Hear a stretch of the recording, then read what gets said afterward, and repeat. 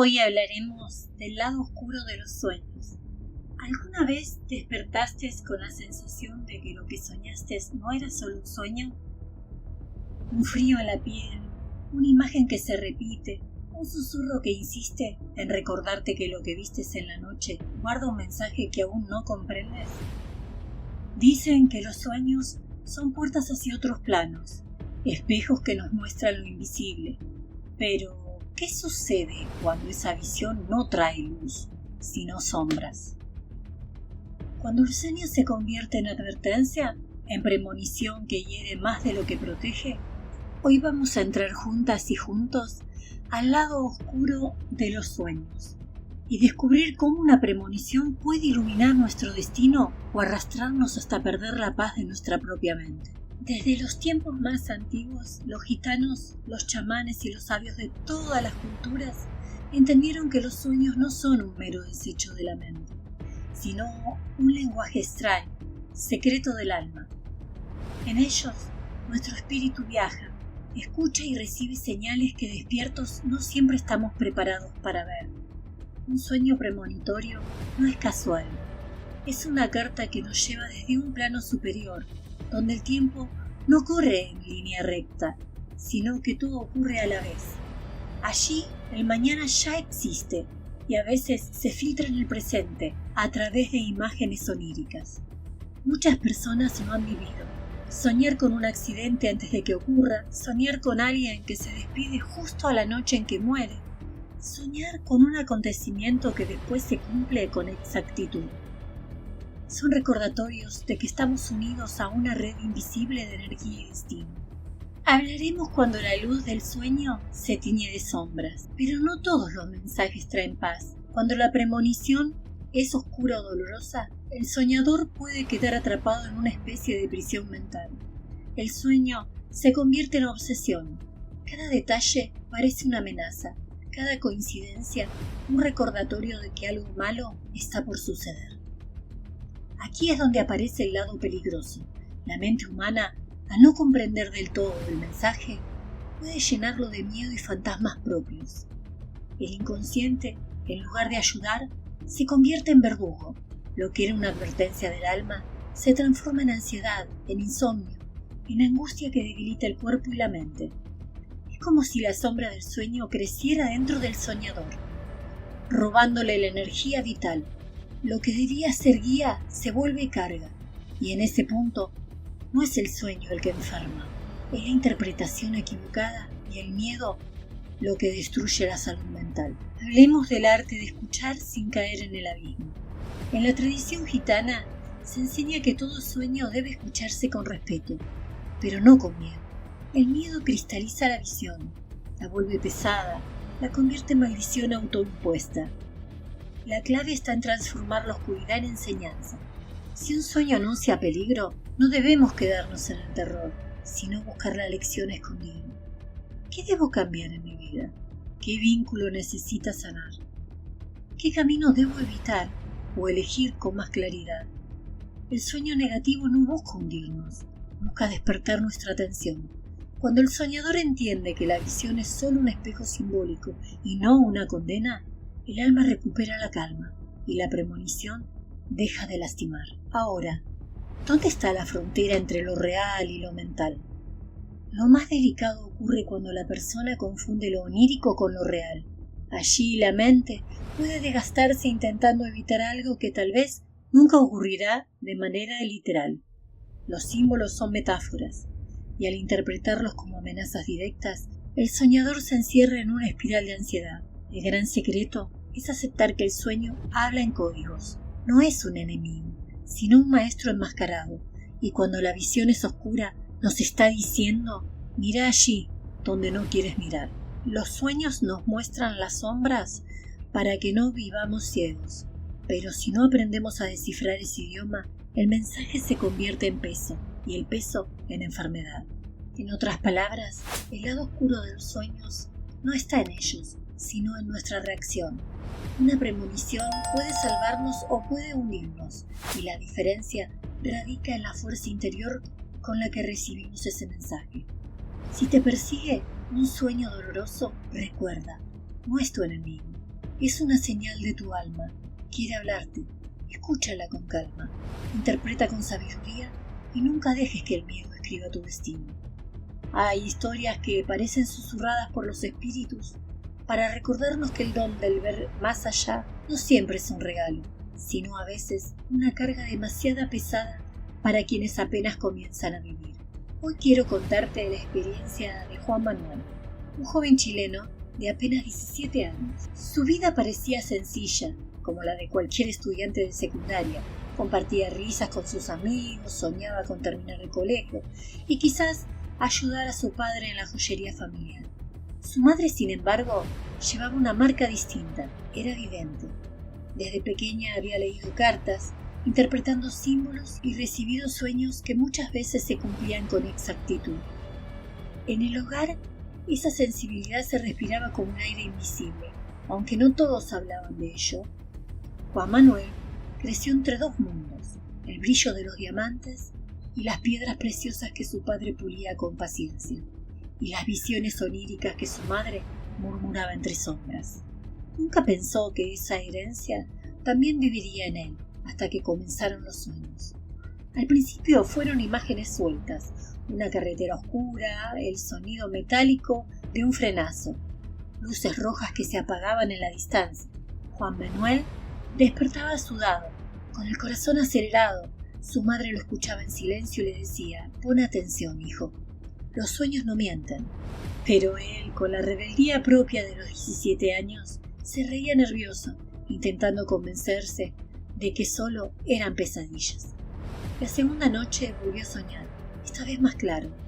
Vio un autobús escolar volcando de un puente. Reconoció uniformes, escuchó gritos, sintió el olor del combustible. Despertó temblando, con la garganta seca. El miedo se instaló en su pecho. La tercera noche ya no había dudas. Soñó con su propio rostro reflejado en la ventanilla rota de un colectivo. Era como si el destino le mostrara el mismo accidente una y otra vez, con detalles cada vez más nítidos.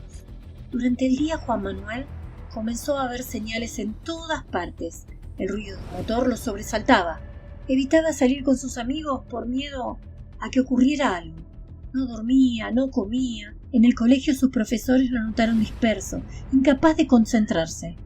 La madre intentó guiarlo, explicarle que los sueños eran advertencias simbólicas, no cadenas inquebrantables. Pero en el corazón del muchacho, el miedo ya había echado raíces. Su padre, hombre de oficio, acostumbrado al peso real del oro y la plata, no entendía nada. Lo engañaba, le pedía que dejara de inventar fantasmas. Ese choque familiar solo aumentó la sensación del aislamiento.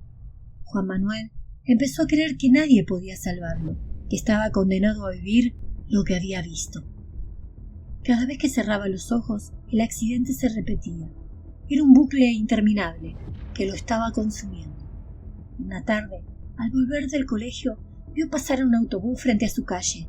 Sintió que era ese, el de su visión. Entró en pánico, gritó, intentó detenerlo, como si fuera a evitar el destino. Los vecinos lo vieron desesperado, llorándose, arrancándose el cabello mientras repetía una y otra vez: va a pasar, sé que va a pasar. Esa fue la señal de que algo más grave estaba ocurriendo. Sus padres lo llevaron al hospital y allí, tras evaluaciones rápidas, lo derivaron a un pabellón psiquiátrico para jóvenes con riesgo. Pero Juan Manuel no fue internado en un lugar tranquilo, no. Lo enviaron a un pabellón de pacientes considerados peligrosos, donde el silencio se mezcla con gritos nocturnos y el aire pesa de locura contenida. Allí, su don se convirtió en condena. Los sueños no se apagaron, al contrario, se intensificaron en ese ambiente cargado de dolor mental. Veía accidentes cada noche, escuchaba llantos de personas que aún no habían muerto, y al despertar no distinguía si seguía soñando o si estaba despierto. Los médicos lo medicaron. Intentaron acallar su mente con fármacos. Su madre lloraba en silencio, convencida de que su hijo había heredado la sensibilidad de las visiones, pero sin la madurez para poder sostenerla. El padre, roto de impotencia, dejó de pulir joyas durante semanas. Sus manos temblaban al sostener las piedras. Juan Manuel quedó atrapado en la frontera más peligrosa, la de los sueños que anuncian el futuro y la incapacidad de convivir con ellos. Para muchos, fue catalogado como un chico enfermo, pero en el corazón de su madre había otra verdad. Su hijo había abierto la puerta demasiado pronto. Había visto lo que ningún adolescente debía ver. Cuando hablo de Juan Manuel, no lo hago para asustarte, sino para recordarte que el don de soñar no siempre llega en el momento justo. Hay almas que no están preparadas para recibir lo que el destino quiere mostrarles. Los sueños premonitorios son como cuchillos de doble filo. Pueden salvarnos, pero también herirnos, si no tenemos la guía y la fortaleza para poder sostenerlos. Juan Manuel no estaba loco, estaba abrumado por una verdad que lo superaba. Y esa es la frontera peligrosa, donde muchos pierden la cordura. La segunda historia que quiero contarte no tiene que ver con la juventud temprana ni con la herencia de un don, sino con la búsqueda desesperada del control en una nueva vida marcada por la ambición. Es la historia de Pamela, una joven de 25 años, estudiante de abogacía, que descubrió demasiado tarde que el mundo de los sueños puede ser un juez implacable. Pamela era brillante. Sus profesores la veían como una futura abogada exitosa, disciplinada, con una memoria envidiable y un carácter férreo. Venía de una familia humilde, y esa era su mayor motivación, demostrar que todo podía escalar, que podía ganarse un lugar en el mundo, ese lugar que solo suele estar reservado para quienes nacen con apellido y fortuna.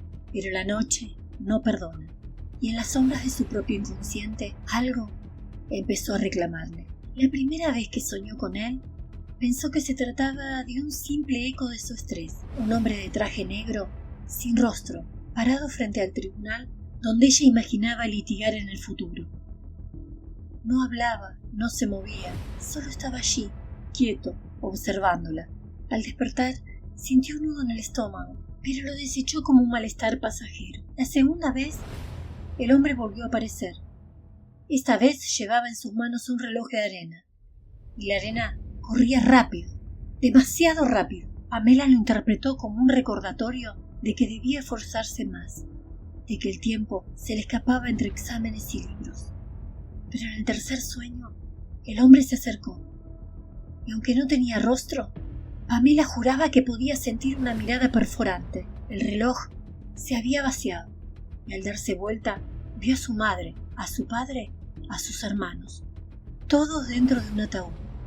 Despertó gritando. A partir de entonces, la vida de Pamela se convirtió en un péndulo entre la universidad y el miedo a dormir. Bebía café para evitar cerrar los ojos. Repasaba apuntes de madrugada hasta que el cuerpo se le apagaba, solo para volver a encontrarse con ese hombre sin rostro en el tribunal de sus sueños. Cada noche, los símbolos se volvían más violentos. Documentos ardiendo, estatuas de justicia quebrándose, exámenes tachados en rojo con la palabra culpable, y siempre el implacable silencioso mostrándole que el tiempo se agotaba. Pamela comenzó a interpretar estas visiones como advertencia de que algo terrible le esperaba. Veía en cada detalle cotidiano una confirmación, un reloj roto en la calle, un compañero que la miraba raro, una frase escuchada al pasar. Solo era prueba de que su destino estaba marcado. Su familia intentó ayudarla. Le dijeron que todo era producto del estrés, que necesitaba descansar, pero ella ya no confiaba en nadie. Empezó a escribir lo que veía en cuaderno, cada sueño, cada símbolo, cada número. Miles de páginas llenas de palabras que parecían dictadas por otros. Pronto dejó de ir a clases. No podía concentrarse. Creía que los profesores estaban en su contra, que el tribunal de sus sueños ya existía en el mundo real y que pronto sería juzgada por crímenes que no había cometido. Una tarde en la cocina de su casa, rompió todos los relojes, tiró a la basura todos los apuntes, los libros, y con las manos manchadas de tinta gritaba: «¡No hay justicia! ¡No la hay! ¡Todo es mentira! Ya lo vi en mis sueños, lo vi!». Fue entonces cuando su familia decidió internarla. El hospital psiquiátrico se convirtió en su nuevo tribunal. Allí, cada enfermero le parecía un jurado, cada médico un fiscal. No aceptaba medicación. porque creía que era veneno para silenciarla. Pasaba horas hablando con el hombre de traje negro como si estuviera frente a ella. Los médicos lo llamaron psicosis, pero para Pamela era más real que la vida misma. El hombre seguía apareciendo en cada noche, ahora más cercano, ahora con el reloj vacío y la sentencia pronunciada en silencio. Algunos días se quedaba horas quieta, inmóvil, como si esperara que el juicio comenzara. Otros días gritaba que era inocente, que nadie entendía el lenguaje de los sueños. En esa frontera su mente se quebró. Pamela no era débil.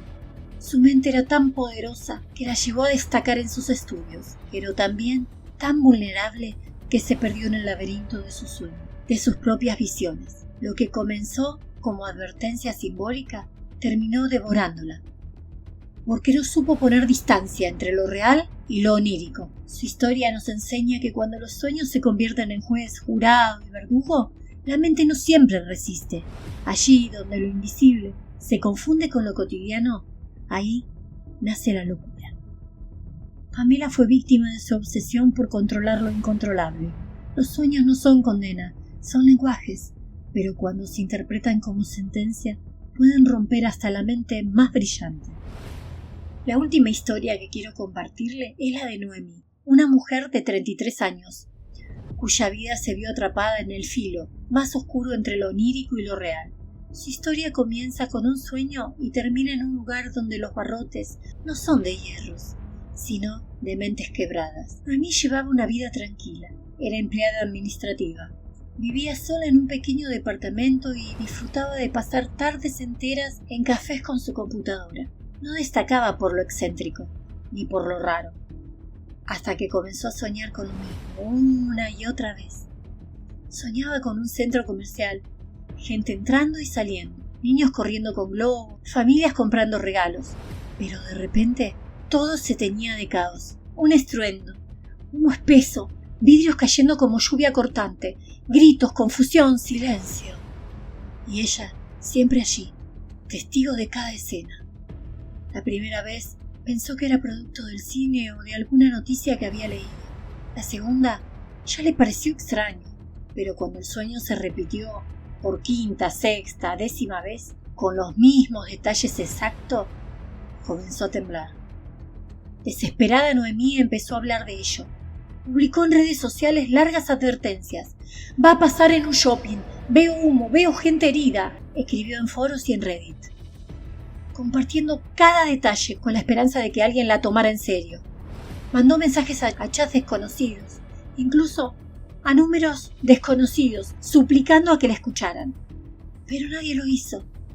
Algunos se rieron, otros la llamaron paranoica, otros la bloquearon. Para el mundo, era una mujer más con delirios digitales.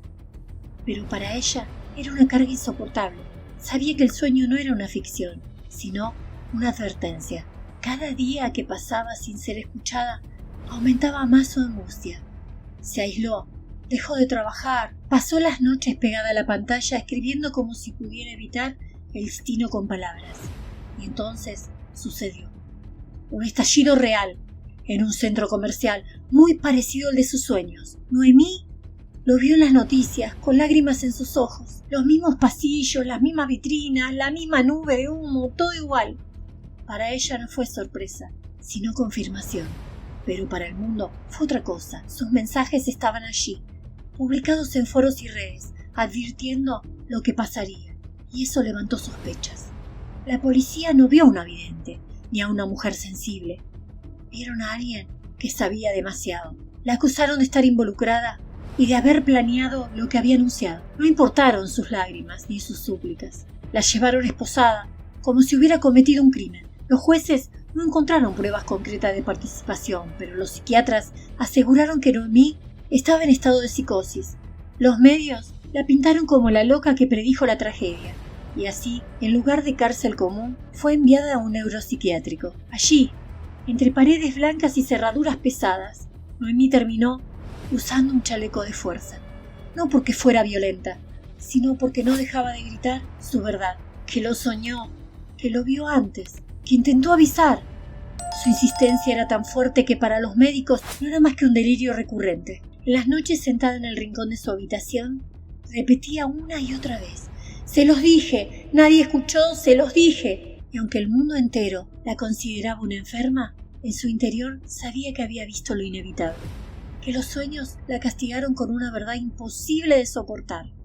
La historia de Noemí es el espejo más cruel del destino, porque ella no solo cargó con la visión, sino también cargó con la indiferencia de los demás. Nadie quiso creerle, y cuando la realidad coincidió con sus palabras, en lugar de librarla, la condenaron.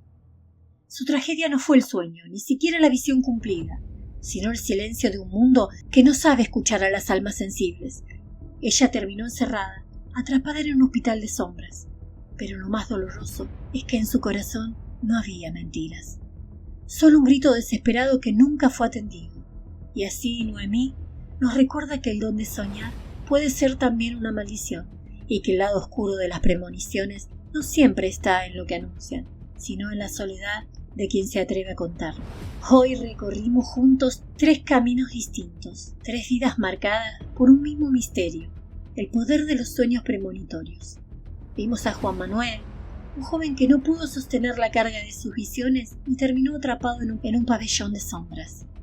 Escuchamos a Pamela, cuya mente brillante se quebró al confundir los símbolos con sentencias irreversibles.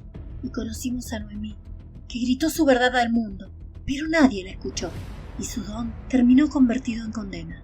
Cada uno de ellos nos muestra una misma lección. Los sueños son un lenguaje sagrado. No son simples imágenes nocturnas ni fantasías pasajeras. Son mensajes que viajan desde planos invisibles hacia nuestra conciencia. Pero como todo lenguaje, necesita ser interpretado, cuidado y equilibrado, porque lo que no entendemos nos domina y lo que tememos nos destruye. El lado oscuro de los sueños no está en ellos, sino en lo que hacemos con lo que nos muestran. Un mensaje mal comprendido puede ser tan pesado como una cadena. Una visión ignorada tan peligrosa como una trampa.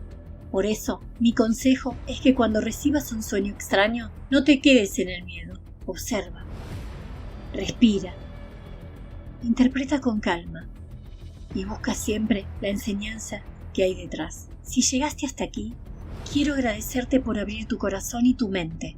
No olvides suscribirte, dejar tu comentario y compartir este video para que más almas despiertas puedan escuchar estas historias. Yo soy Gitana Aluka, guardiana de caminos secretos, y te invito a recordar que el destino siempre nos habla, pero depende de nosotros elegir si queremos escuchar con miedo o con sabiduría. Hasta nuestro próximo encuentro. Bajo la luz de las estrellas, mi voz te envolverá, mi energía te seguirá, porque cuando me vayas a nombrar, el misterio despierta.